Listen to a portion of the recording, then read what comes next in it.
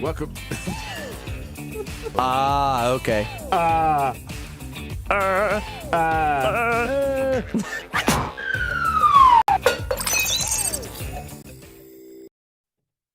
And welcome to Slightly Off Target for this Wednesday as we welcome you into the show here in our studios, 1102 Thompson Bridge Road, Gainesville. Bo Wilson alongside Jeff Hart as our producer Seth Chapman, as always, behind his own little microphone today. What's up, fellas? How you doing? Not much. Just another day, another show. Another day, another show. Big week. Big week. Big. Huge. Lots of playoff teams. Lots of playoff teams. We've had soccer continuing into the second round now. Some teams have advanced into the quarterfinals of the playoffs. It was brutal on Tuesday. Brutal. I think it would hardly anybody advance through. The brutality of it was that. We had 13 teams in the first two rounds. I think 4 left standing. And well, there's some tonight. There are some tonight, yes. But yeah, it was a tough night on the pitch. No doubt. And you were up in White County last night. That was Seth was there. Seth, that was quite the physical game. That was a game. Quite the physical game. And I thought that me and you talked about this. We thought the ref kind of took White County. The ref took White County out of the game. Well, their best player gets a red card. So, as far as that aspect goes, unless it was something he said. But they don't typically just go straight to a red card. Right. This guy just went straight to a red card, and that really affected the White County offense. It took them a while to kind of regroup. Well, the game was 3-2, right? 3-2, and White County came back to tie the game up. They were down 2-0. They were down 2-0. I knew it too. After our first run-in with White County, we were like, "Yeah, they're probably going to come back. It's comeback time." They don't really start playing until they're down a man or two. Yes, it just seems like. Well, I don't know what it is, but they made a valiant comeback. But the tone of that game was set in the first 90 seconds. I mean, GAC went up 2-0. I mean, like some people hadn't even sat down yet. Well, let's get on with our guest interview today. Yeah. And, of course, this team here has become one of the hottest soccer teams in the area. Well, and maybe in the state. A number 4 seed over at NHall High School. Alex Wright, girls head coach, joins us on the show today. Coach, welcome to the show. And first off, Jeff asked you, before we went live, have you guys been sandbagging this year? No, we had the conversation before, chaps, and not all. Like I said, we got a very, very small squad, razor thin squad, and like I say, we've dealt with some injuries. We needed to rest players for certain games. Our goal before the season was to get in the playoffs, and obviously we were able to take care of that in the first 3 games, and then after that, it just became about, right, let's make sure that we kind of keep everybody healthy, keep everybody fit. We started the season with 16 players. So that was the kind of main focus for us, was trying to go into these playoffs with a decent-sized squad. And we've been able to do that so far. We've lost a couple, which is unfortunate, but we've still got 11 out there, and we're able to play the game. So that's the most they're a lot thing. like the Lumpkin County girls basketball team. As long as you got enough to fuel the team, if the quality is there, it doesn't really matter if your bench isn't that deep. It looks like your girls are conditioned, and all you got to do is get. They're showing that all you have to do is get in, and then that's when you can do your best work. And I tell you, Coach, you guys have been playing fantastic in the playoffs. Well, I think the bracket was kind to us. I look at the likes of Lumpkin and the likes of obviously Cherokee Bluff, who've had superb seasons and are fantastic teams, and they come up against Westminster and GAC in the second round, and that's obviously a really tough draw. So we've been fortunate in the fact that as the 4th seed, we played a tough game over at Adairsville in the first round, and then got. Stevens have got some very good individual players. They've got a big squad, but you'd prefer that matchup than a GAC or a Westminster. So from that standpoint, we're fortunate, but the kids have also had to show up and have had to work the socks off, and they've earned the right to be here in the Elite Eight. So we're excited. Well, we kind of called this because y'all beat Stevens in a scrimmage right before the season began. So it was a team you were familiar with. You had a little bit of success, even though it's just a scrimmage. How did that factor into last night's game?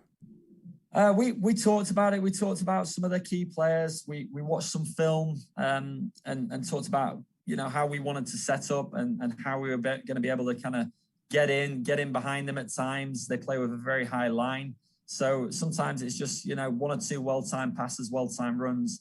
And we've got pace up top that's, we've got threats up top that if we get them in behind, we're going to have goals in them. So from that standpoint, we learned a little bit about them. But at the same time, we came into that game really light with players. We have 14 kids. A couple of the kids that are on the bench are new to soccer in the sport in general. So it's one of those where, we just had to turn up on the day. We had to work our socks off and we came behind as well. We were 4-2 down. It felt for a moment like we were dead and buried and we just showed signs of life and thankfully it kind of carried us through in the game. So.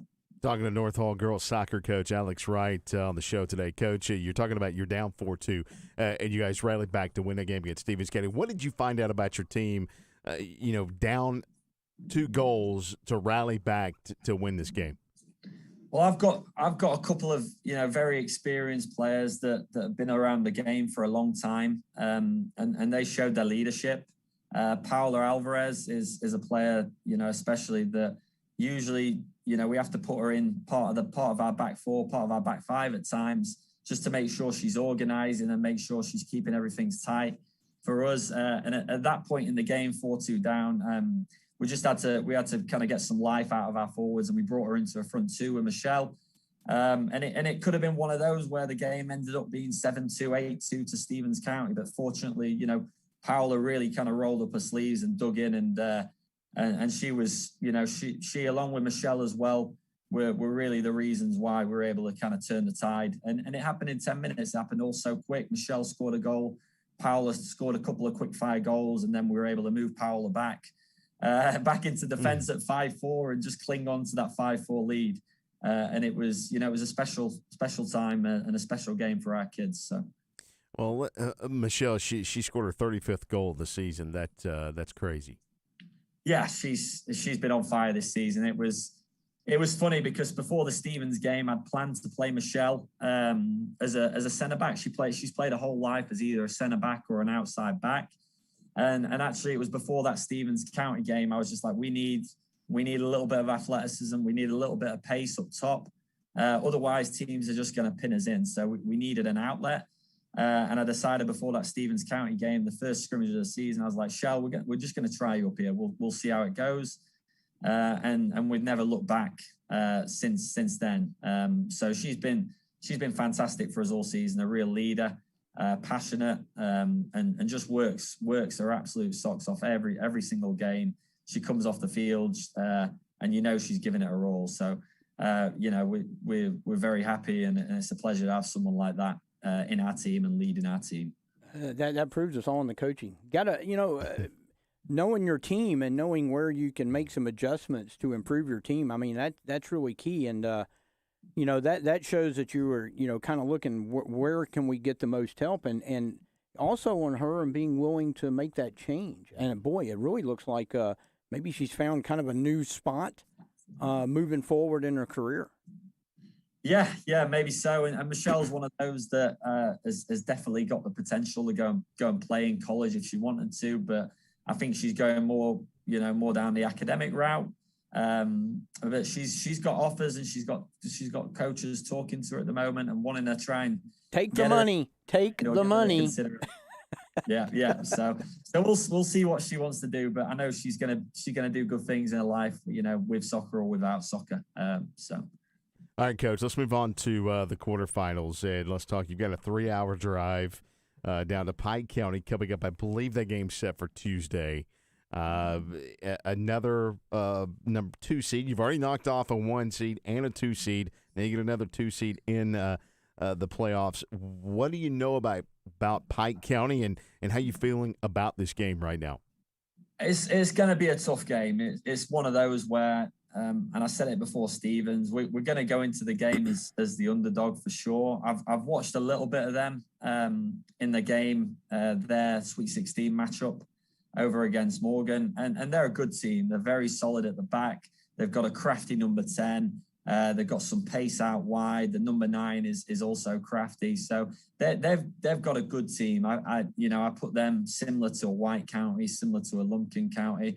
And we've played in those games, and they've been tough games where we've had to sit in, we've had to defend, we've had to try and, just create chances out of nothing. And it's going to be another one of those games. I think our backs are going to be up against the wall. We're going to have some difficult moments, and I'm just going to have to pinpoint some weaknesses in their side and see where can we create chances, where can we maybe nick a goal, and how can we be resolute and be compact and try to keep a clean sheet. That's going to be important for us. I think the first 20 minutes, first 30 minutes of that game is going to set the tone for the rest of the game. If we can be compact, if we can be resolute, those first 20 minutes, if we can show that we can stand up to the challenge, then we'll have a chance. We'll have a chance for sure. But like I say, I think we go into this game as underdogs. But I know my kids are going to give me absolutely everything. And I know, like I say, they're all excited to be there. They're all going to be ready come game day, and we'll try our best. We'll try our absolute all to try and get the victory over the line. So, well, Coach, you're holding the banner for 7-3A now. So I'm not. I don't think anybody expected that. Yeah, I was going to say, but it's all about catching fire at the right time. You guys are really playing well, and it's been kind of fun to watch. Kind of watch an underdog, and that's kind of where you are right now. And I'm not sure that I'd bet against you. Right. Yeah, absolutely. I mean, look, it's the Elite Eight. We've got a chance. We've got some players that can 100% hurt them. And it's like I say, it comes down to the key moments in the game. We talk a lot to our team about the little moments, working hard for each other, getting back, defending from the front. My front two working really, really hard to give us a little bit of life up there and hold the ball up and to bring other players into play. All those little moments are massive. The 1v1 defending, just all of those little moments are going to add up in the game. And if we can get on top of those little moments and we can find a little bit of fortune and a little bit of luck, then why not? That's what I've been saying kind of from day one of these playoffs to my kids is why not? We've got games that we can win all the way up to the semi-final. We've got games that we can win, and even when we get into the semi-final against the likes of GAC or whether it be the other team that are in there, then you've always got a chance in this game. So we're just hoping for a good performance. It's been a fantastic season for my kids, and I know, like I say, they'll give it their all. If they come short, I'm proud of them, and if we manage to sneak one over the line, then we'll get prepared for the semis. Well, Coach, we'll be watching, we'll be waiting, and we'll be looking to see what happens with you guys coming up next week. Good luck in the quarterfinals, and we do appreciate you joining us, taking some time out of your day to join us on the show today. Right. Thank you, guys. Yeah, you have a nice day. All right. You too, Coach. Coach Alex Wright, North Hall girls soccer coach, joining us on the show today, talking about his team's impressive performance so far in the state playoffs, knocking off a 1 seed to get into the second round, then knocking off a 2 seed as well. So North Hall beating Adairsville in the first round, and then knocking off Stevens County the second round. Now a long trip to Pike County coming up on Tuesday. That is, and it's interesting that you just never know what's going to happen in the playoffs, no matter what sport, no matter playoffs. Yeah. Sorry, had to get that in. In any league, I mean, you just never know. And playoffs. No playoffs. No playoffs. Where is he when we need him? Oh boy. What's his last name? Jim. That's how we do what we do. That's right. That's right. We shoot and we always end up slightly off target. So just a little bit. Let's tip of the hat to the other teams that have made it through out of the 13 of the first 2 days. Towns County girls, the other 4 seed in the area, making it past through charter. And Towns County boys. Towns County boys making it through. Johnson, of course, Johnson boys making it through. Right. In a game last night that was 1-1 at halftime, and Johnson scored 4 unanswered goals in the second half to run away with this one. It's not how you start; it's how you finish. That's exactly right. Loved your lead, by the way. Oh yeah, I still laugh about that lead. That was all. He patted himself on the back today. He did. He goes, I have to admit, I kind of like that lead. I laughed at Usually myself. when I say that, those are the ones that are the worst. Yeah, well. So, no, but but I think you summed that up. I mean, it's you know, it was a slow starting game, and you got to figure that they're looking for something to kind of get them sparked, and they finally got going, and that's what we were expecting of them. I don't know if this is the Johnson team that won the state title in 2018 or the one then last year that was ranked number 1 in the nation. I mean, they just don't have quite that firepower. They graduated a good bit of that offense. But, you know, this is a team that's steadily gotten a little bit better as the season has gone along, and they won a very difficult 8-5A region. And, you know, they're kind of right where a lot of people expected them to be. Boy, but I tell you, this is going to be a titanic battle that they're going to have in the next round. I'm going to go on record at this moment because there's 2 big games that's coming up in Hall County over the next couple days or week or so. Right. On Thursday, you've got Druid Hill boys at East Hall. That's a 1-2 game in the second round. And the next Wednesday, May 5th, you've got Johnson hosting number 1 team of the state, Stars Mill. Now, El Presidente Biden said that you don't have to wear a mask outside anymore. So, let's fill that place up. I don't care what the restrictions are. Just show up. Superintendent Will Schofield, let's ease the restrictions because these kids. Let's give them a home field advantage. These kids need a home field advantage. Absolutely. And so let's ease these requirements for outdoor activities that Hall County has in place and allow fans into the building or into the stands at these games. Billy Ellis should be full. You know, Absolutely. East Hall Stadium should be full. You know, at least, 65, 70% capacity, folks. Absolutely. I mean, it's time to move on from this 20% stuff, Mr. Schofield, and let's put fans in the stands to cheer these local teams on to win and advance, because this is a huge game for Johnson. In Stars Mill, you've got a top 5 matchup, number 1 versus number 4 in the state, and it's going to be a great home game. field advantage is huge. And they're going to need every bit of it. And it's a game they can win. Any little extra edge is really all you need. Imagine how fired up those kids would be if they can come out there and the stadium is full for a change. Cheering them on and trying to pull them into the next round. Right, because Hall County, you're not forcing fans to come into the stadium. They want to come watch the game. They want to come watch them. So let them come. Let them bring their money. Your sports training programs need the money. Let them. You can't continue like this forever and be able to run sports programs. Let them in. Let's let people in. Let's give them a home field advantage. Let's fill it up. Hall County Board of Education and Superintendent Will Schofield and all the folks that work over there. Let's fill the stadiums up. All right, let's move on to some of the headlines of the day. Valdosta has decided not to renew Rush Propst's contract. Wait for it. You hear that? I think I was cheering all over the nation. It's like, it's about time. Somebody's got to put their foot down with this guy. Yeah, he can coach football, but he just brings trouble everywhere he goes. So where does Valdosta go from here? Well, where does Valdosta go? Because they're looking for a new coach. That's going to come in. They're on probation. Mm-hmm. Mm-hmm. They've been fined. They have players that are ineligible. Mm-hmm. This is a mess for the penultimate high school football program in the nation. In the nation, the most wins of any program in the nation. Valdosta's Board of Education deserves everything they've got. Absolutely. They should have never have hired him. They knew what they were going to be getting.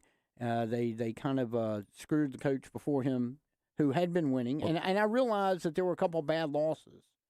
But, look, football is much more even now than when Valdosta dominated the state of Georgia. Okay? It's just there's parity all over the place. Athletes are better. There's more of them. You cannot expect to dominate the way they used to dominate. It's just not going to happen. So if you're ultra competitive, and they are, I mean, they were still getting the semifinal rounds. They won a state title a few years ago. So they don't win it every year. But if you're teaching your kids and you're competing, I think that's what you want. I mean, they should never have gotten rid of Rodemaker Right. and brought him in. So yeah, they deserve everything that has come to them, and those people who are going to turn down the job. I still just don't understand why you want to pay $850 a month to pay expenses for a quarterback, Amari Jones. This is what in the deposition from Nub Nelson, he said that's what Probst was seeking, $850 a month to pay expenses for players. And number one, it's illegal. You got beat by Buford like a drum in the playoffs. Right. So it didn't help. No. Whatsoever. No. So, again, Valdosta Board of Education got what they deserved, a hefty fine and probation and playoff suspension, right? Yeah. Playoff. I mean, who you do – I tell you, I feel bad for the 5 kids that got suspended. However, on the flip side, if you're out there as a player basically saying – I'm for sale. Mm-hmm. That's not good either. So and again, we don't know. It could have been parent driven. We don't know what the kid, but it was bad enough that they suspended individual players. I've never seen that. And they're just it's time to clean this stuff up. Yeah, no matter whether it's Valdosta or anywhere else. Anywhere it needs to be cleaned up. And Grayson took that quarterback. So yeah. ESPN's got a full story on what happened and all this stuff about the players that were allegedly paid according to Michael Nub Nelson, right. In his deposition to him. So there's some other players as well. So and they got in trouble too, which right. That's unfortunate for them, but they knew what they were doing. Exactly. That's what I'm saying. If you're going to go this, if you're gonna put yourself out there that I'm kind of who wants me, you got to figure it somewhere down the road it's going to come back and bite you. Speaking of who wants me, how about Julio Jones? Who wants him? Everyone. Who doesn't want Julio? Except the Falcons, apparently. Oh, I think the Falcons want Julio, but I think at this point it's getting to. We've had Julio all this time. We've made one Super Bowl appearance, and we've gotten worse each season since. And it's just. I think it's. I still say they're wide receiver heavy. So who's going to give you your best trade value? You're really not going to want to trade Calvin Ridley. He's the young stud. Mm-hmm. Julio's the old stud, mm-hmm. and he still got value. So I think it's a good move that the Falcons are looking to move him because they've got holes all over the place. They got a new coaching staff. They need a quarterback. Yes, I said that. They need a quarterback.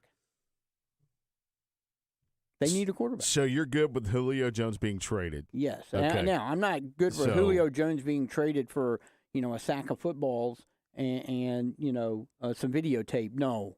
I mean, so how does this affect the draft pick coming up for the Falcons, number 4? Does it affect the pick at all if they are or do have intentions of trading Julio? Because all the reports yesterday where they can't trade Julio, well, they can, but in order not to take the massive cap hit, they need to trade him after June 1st. Oh, now they're worried about money.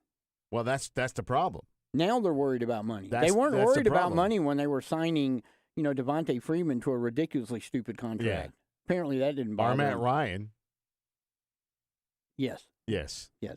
All right, so so I don't understand. Now they're worried about cap hit. Might as well just if you want to trade him and you get a good deal, cap hit or no cap hit. Right now it's about building for the future because Matt Ryan, whether you like him or don't like him, I mean he is getting older. Mm-hmm. Now, I mean we're seeing that some older quarterbacks in the league can still have some success, but at some point in time, Matt Ryan's going to retire. So let's look down the road. This year's draft, the next one, the year after. You got five legitimate franchise quarterbacks available this draft. This is the year to pull the trigger on your next QB. You told me back in the sports office that Justin Fields was not the guy to pick if he was still on the board. You're going to have to revamp an entire offense. Now, I understand. Please explain to me how you have to revamp an entire offense around Justin Fields. Please, with in-depth And common sense, tell me how you're going to have to revamp. I think he's at his best when an he's on NFL offense. I think he is at his best when he's on the run. I don't. See, I like him rolling out. I don't. You don't think? See, I think like him rolling. I think he can play both. And he might be. He able has to. a heck of an arm. He does. You know, a lot of Georgia fans. He's a great talent. A lot of Georgia fans still dislike Justin Fields for what happened. I get that. Dislike his father, not him, because I think that's the reason he left Georgia. Was for the simple fact that he wanted I think his dad kind of messed too much in with the whole thing, tried to be the agent. Yes, I agree with you on that. Look, he's a great talent. I think he's going to have success in the NFL. If the Falcons ended up taking Justin Fields, I would not be too terribly. What? What? I get so mad because I'm invested in these Atlanta Falcons, Arthur Blake. I get so PO'd at this crap. You do. You actually have a dog in this fight, don't you? Yeah, and the reason that I get mad about you've it. gained a few shades of red there. Because Matt Ryan cannot get out of the way of his own shadow.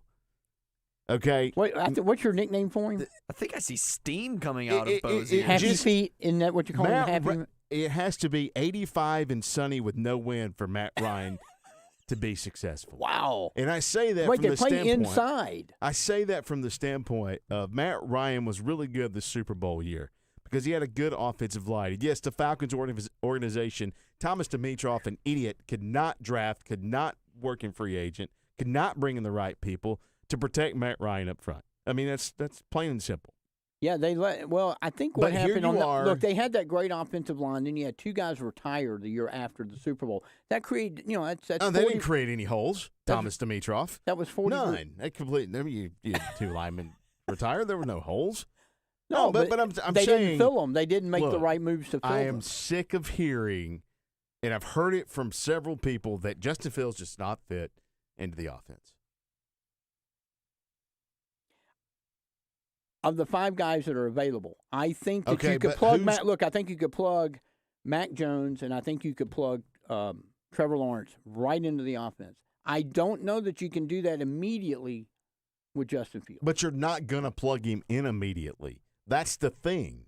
Matt Ryan is going to be on the roster till he decides to quit, apparently. So do you not take the quarterback this year? No, you take the quarterback. You take if Justin Fields. To pass up Justin Fields, if he's still on the board, a quarterback like Justin Fields, you're insane, in my opinion. Unless the Falcons decide to trade the fourth pick for a boatload of other picks or assets or whatever. So if Mac Jones, Trevor Lawrence, and Trevor's not going to be there. Just hypothetically. He's not. There's no hypothetical. Trevor's gone, dude. Okay. But if they were all three there, which would you take? Ifs and buts for candy and nuts, we'll have a Merry Christmas, Jeff. I'm telling you, dude, Trevor Lawrence is not going to be there. Okay, but if they all three were, who would you take? Who would I take if all three were Trevor Lawrence? Okay. If Trevor Lawrence is there in the fourth pick, so you're settling then for Justin Fields. I am not. Please tell me how I'm because settling. You would take him. I would only because Trevor Lawrence isn't there. Look at me. If I had the number one pick, yes. If you go back to what I just said, can you rewind the tape? No. What I just said was if a quarterback of Justin Fields' caliber is still on the board at 4 and the Falcons still have the fourth pick, they need to get Justin Fields. What about an offense? You need offensive line? You get that in the third round. What, Kyle Pitts? What if he's available? Although I think he's probably going to go 2. Well, I think really the Falcons probably will go with Kyle Pitts because they don't want to make Matt Ryan mad. So if Kyle Pitts and Justin Fields are both there, which is a good chance they both will be, you would rather I'm going with Justin Fields. Okay. Instead of giving Matt Ryan more weapons.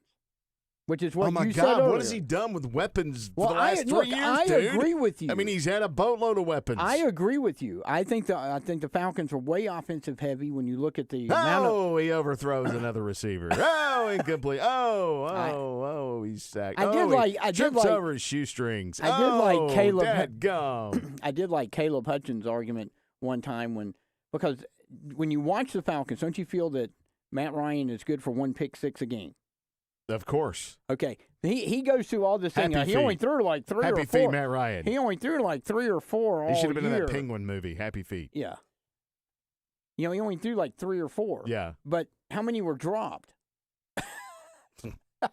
I think it's time. Look, I've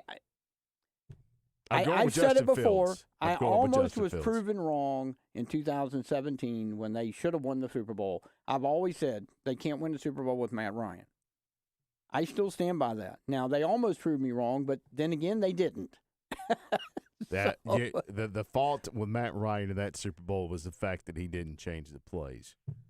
And if you're that good, Tom Brady would have changed the plays.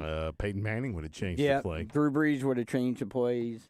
Brett Favre would have changed the plays. All the good ones, all the great ones. Joe Montana would have changed the plays. Yeah, you gotta do something. Bo Wilson would have changed the plays. I don't know why you keep looking over here, Bo. He don't know what you're talking about. I'm not getting into this. Seriously though, this is hated. Well, so I hate hearing we're going to change the complete offense because of Justin Fields. But that's a big deal. They're professionals. I mean, come on, you can change the offense. I agree with you. You can. I just trying to think. What if they'd have said that about Patrick Mahomes?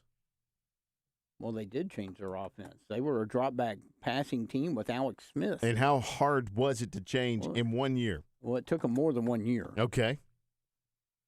We've gone 3 years losing seasons. What's one more? I don't know. It just seems to be. Except I can't sell any normal, of the Falcons another tickets one, another one, they're terrible. Another losing season for normal. That's what I call it.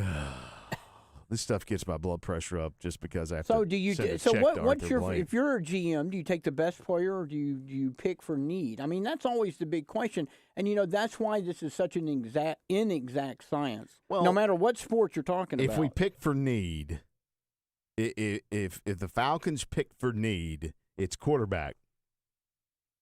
See, I agree with you. I think that's where you have a class of quarterbacks like is in this draft.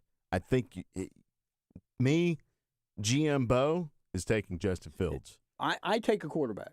And if Justin Fields is who it is, then I'm fine with that. I'm fine with any of them. If I'm not willing to try to move up in the draft order.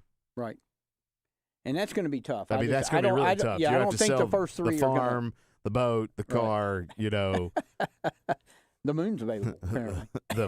the beach house. There was a great article, I think it was on Outkick. Talking about there are 5 franchise quarterbacks, and he guaranteed that one of them was going to be terrible. Mm-hmm. So you're reading the story, it's like, who's he picking? And he goes, whoever the Chicago Bears take. I was like, well, I can't argue with that because didn't they give away like half the draft for Trubisky? Oh, yeah. He was awful. That was Deshaun Watson draft. Was it really? Yeah, I think Deshaun went ninth. And how many people were shaking their heads going, Deshaun Watson was obviously the best player in the draft, and he kept falling and kept falling. It's like, what in the world? And of course, maybe he wishes he'd have fallen a little further after the Texans and what all they've gone through. Wow. But I just thought that was kind of interesting. So one of those is going to be picked by the Bears, and they're going to be terrible, apparently. Yeah, we don't know who it is. You talk about, that year, 2017, was that the year that Georgia played? Was it 2017 when they played North Carolina? What was Kirby's first year? Yes. No, that was 2016. But 2016. They played him in the Dome. Remember? No, that was the year they made the national championship season because I covered them that year. It started out. They started out in the Dome, and they finished in the Dome. So here's the first pick in that draft class, 2017. Myles Garrett, Mitchell Trubisky. Garrett's been so-so. Trubisky's not good. Leonard Fournette. He's been okay, but he's on his third team now or something like that. Christian McCaffrey. That was a solid pick. That was a solid pick. That might have been the steal of the draft right there. I'm sorry. Patrick Mahomes was in that draft. Okay. He went 10th. Okay. He went after Deshaun. Deshaun went 12th. 12th. And the Bears pick Mitch Trubisky. So let's see. Mahomes, from the University of North Carolina. So Mahomes won a Super Bowl. Yeah. Deshaun led the league in passing last year. Who runs the scouting department for the Bears? Apparently the Texans hired him. I don't know. Oh, wow. It could happen that way. Wow, wow. Anyway, look, baseball playoffs start today. Wednesday, when we are this show's live, when you're watching it recorded, Wednesday, April 28th, baseball playoffs begin. And, Jeff, I agree with you on you and I talked about this is probably one of the best forms of playoffs in the state. 3-game series, best of 3. You have to win 2 out of 3. You do, and which advance. means you have to have some semblance of a pitching staff to be able to win because they have pitch counts, they have inning rules. So you got to have 2 or 3 guys. If you go 3, you got to have 2 or 3 guys that can legitimately throw. Yep. I think it's and since you have to come back in a doubleheader maybe or the second day, your bats can go quiet from one game to the next, one day to the next. You really have to have a complete team. I think winning a baseball title, I think, is the hardest thing to do in high school sports. Yeah, that's my opinion. A lot of strategy coming into that. Of course, today's we've got a small but potent group of teams. I mean, it's only 13 teams in our coverage area. But you look at Buford; they're number 1 in the nation, and they got arms aplenty. But here you go. Now this is put up or shut up time. If you're that good, you got to go out and prove it. And I'm gonna tell you, 6A is a beast. You got Pope, you got Alatoona, you got Houston County, all these teams. You got Heritage Conyers. All those teams have won 1 or 2 state titles since 2014. Buford's won 1. That is a great 6A may be tougher than 7A, and that's where Buford's in. And I tell you, it's going to be a great tournament on the 6A side. On Buford's side of the bracket, you've got 1, 2, 7, 8, 9, 10. So you've got 1, 2, 3, 4, 5, 6 of the top 10 teams in 6A. In 6A on that side of the bracket. Buford in their quadrant alone has 7, 9, 10. Right. So going to be interesting because the number 2 team in Class 6A is on the top quadrant, which means that would be Buford and Carrollton in the semifinals. And you know what's going to be? They need to just rent a stadium somewhere because you could put 2,000 or 3,000 people and watch that game. That's going to be one of the best high school series in the entire country if it materializes to that. And when you look on the other side, you got Houston County over there. Oh yeah. I mean, that's going to be no matter who moves through. I mean, the coin toss helped Buford because I believe the top in the quarters is at home, right? And the bottom in the semis is at home. That's correct. So Buford would be at home through the way. And then just imagine seeing Dylan Lesko on the mound at Truist Park. I think the Braves might be there watching that one. What do you think? Dog. Man, that's going to – I'm going to tell you what. Those baseball players could be one of the best baseball playoffs in many years. You got North Hall that's ranked number 1. You got North Hall that's ranked number 1. They play today over at North Hall, Kahula Creek. Flowery Branch is at Fayette County. Flowery Branch in a tough 8-4A. There's a 3 seed out of that. Jefferson, the 2 seed, they're hosting Mount Zion. Jonesboro and Chestatee traveling down to Hampton today for a doubleheader there. And we don't really know much about Hampton. I mean, I think they're kind of a new school. It's a 1-4 matchup, and you and I both kind of thought this is kind of a toss-up game. I see Chestatee being able to. I think Chestatee can sneak one game in the doubleheader, and then when you go to a game 3. Anything can happen. Yep. But, look, if they won that region over there, they're probably pretty good. Mm-hmm. So, Chesapeake's going to have an uphill battle. But, they've been battling in arguably the hardest region in the state in 4A, and they came out, they got into the playoffs. They battled a couple of games really close. So, but I'm going to tell you, Flowery Branch has really, they lost a lot on the mound, and they've really pitched pretty well this year. And they've scored some runs. When you look at some of the matchups in the 8-5 matchup, you've got like the 3 top scoring teams, and then on the 4A side with Branch and North Oconee and Jefferson, you got like the top 3 pitching teams. Yeah. I tell you, it's a pretty good matchup in the first round. But I like 8-4A's chances to get 3. I think that they go at least they win 3 series, and we'll see what happens with Chestatee. All but 3 of the top 10 teams are on Jefferson and Flowery Branch's side of the bracket. So there you go. That's enough said on that one. 8-4A, Class 4A is going to be tough also. That's going to be pretty tough. But I tell you, Flowery Branch, Jefferson, they played tough all year. Jefferson took 2 or 3 for North Oconee. Well, if you're Redan, today or tomorrow, probably tomorrow, and you're hosting Hart County. What's your thought process there? How did this happen? Hart dropped from 1 to 10th in a matter of like 2 weeks. Yeah, from region title to number 3 seed. 8-3-8 turned out to be really tough. Franklin County won that. Oconee County is ranked. They finished second. Hart County was ranked number 1. Mm-hmm. They finished third. Well, that's going to be a round 2 matchup for North Hall. Oh, man. If both of them win, At North Hall. we predicted, our predictions. At North Hall. So, again, let's loosen some of these restrictions, and let's let people come out and come watch these kids play some great soccer matches, some great high school series that's going to be going on right here in our own area. Exactly. You know? Yeah. After the second inning, third inning, stop taking money and just let everybody walk in. I don't know about that. Only kidding. Yeah. Of course. Whoa. Holy, Yeah. whoa. Hold on, guys. Back Let's it up. not get Back it up. crazy. The honor here. system, put a basket out.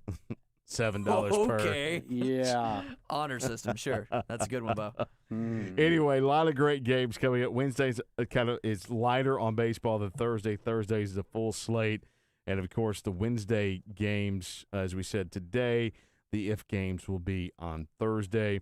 And then, except for North Hall, their IF games on Friday. The Thursday doubleheaders, their Game 3s are on Friday as well. A lot of teams, area teams on the road on Thursday. Cherokee Bluff, they're at home, though, hosting Lakeview, Fort Oglethorpe, and Jefferson. Of course, Jefferson. We didn't talk West Hall.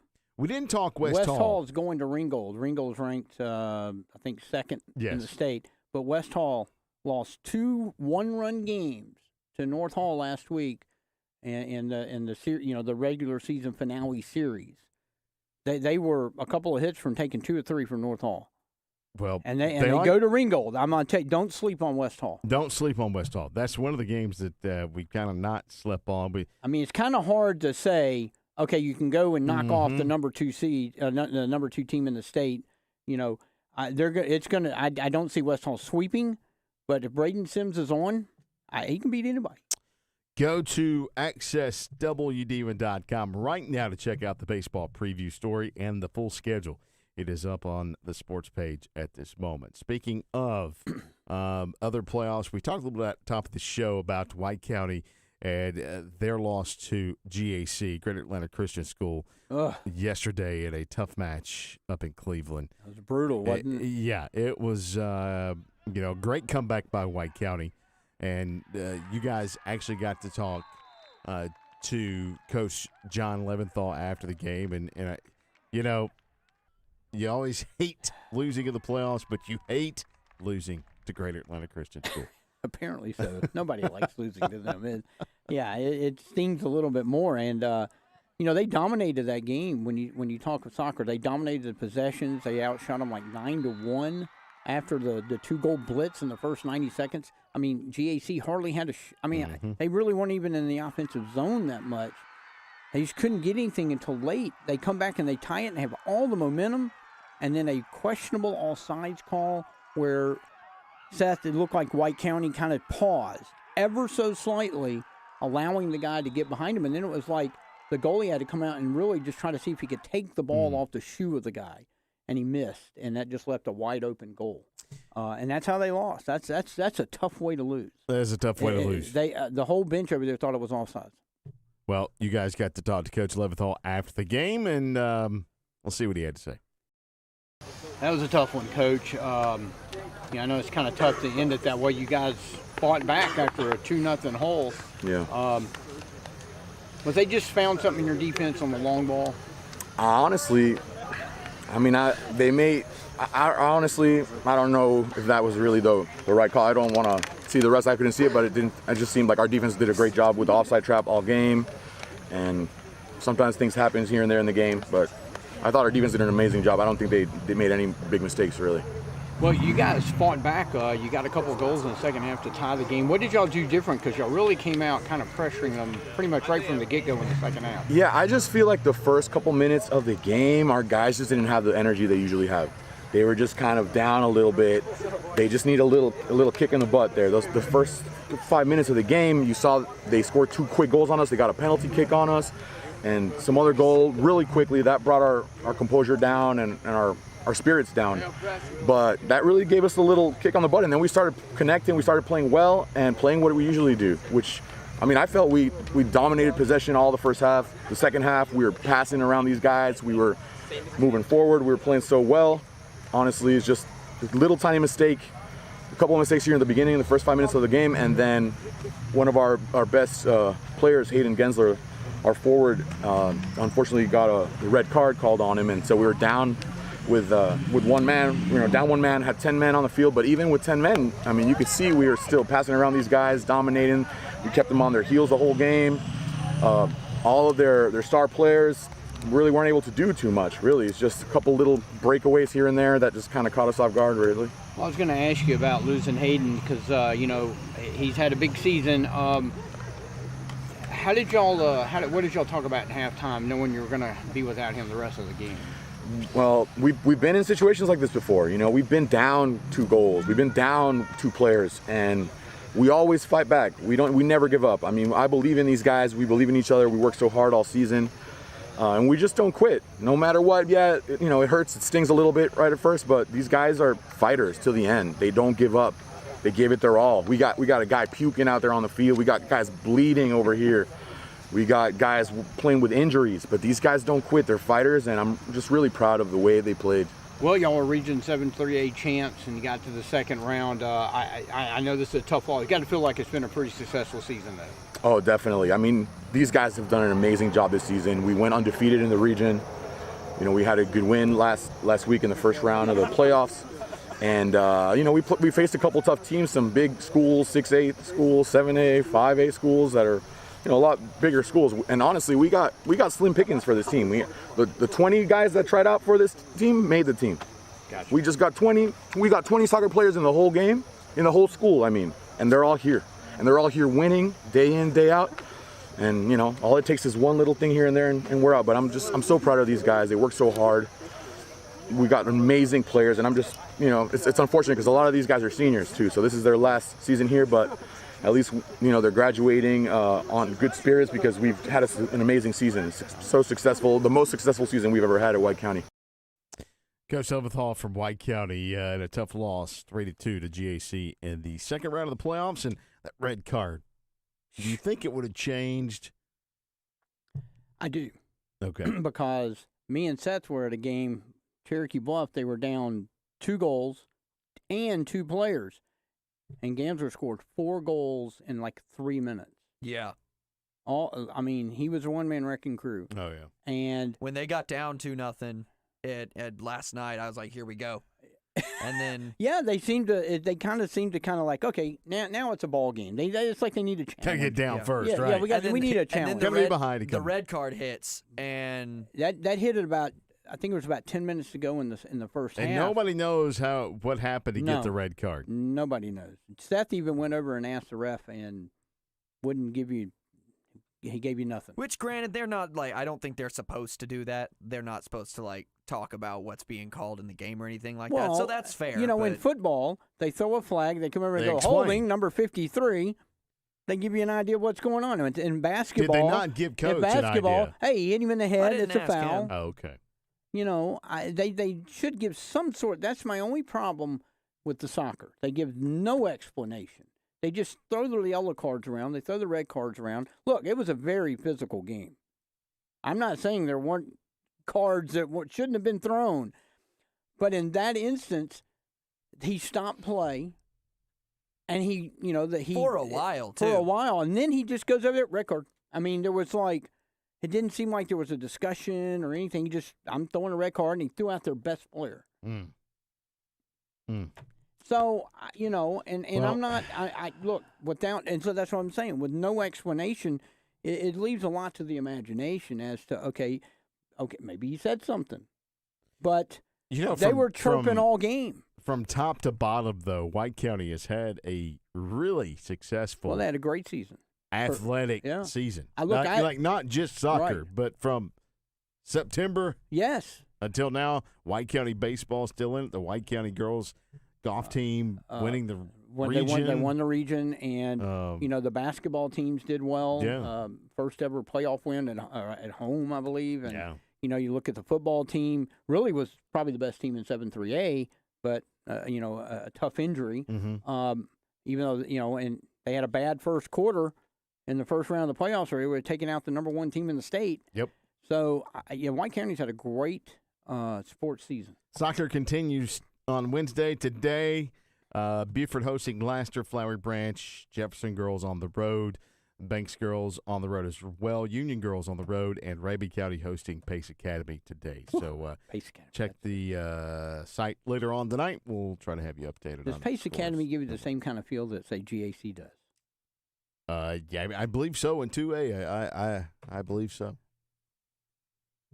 I mean, that's what it is. It is. It is what it is. What it is. It is what it is. Unless somebody changes your phone. And we're going to wrap on that one.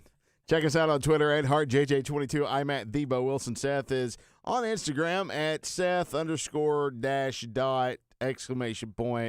Cinematography. Do you change that every week? Cinematography. I like that one. Yeah. I like cinematography. It changes every week, Seth. Yeah. How do people keep up with you? It doesn't change every week. Oh, it doesn't. You Never guys changes. just I make got it. some stuff up. Like At WDU in Sports, Instagram and Facebook. Keyword search access WDU in Sports. For our producer, Seth, fantastic job today, Seth. It was good. You were on point. well, thank you. Good job. I concur. You concur. For Jeff Hart, I'm Bo Wilson. Enjoy the rest of your week, everyone.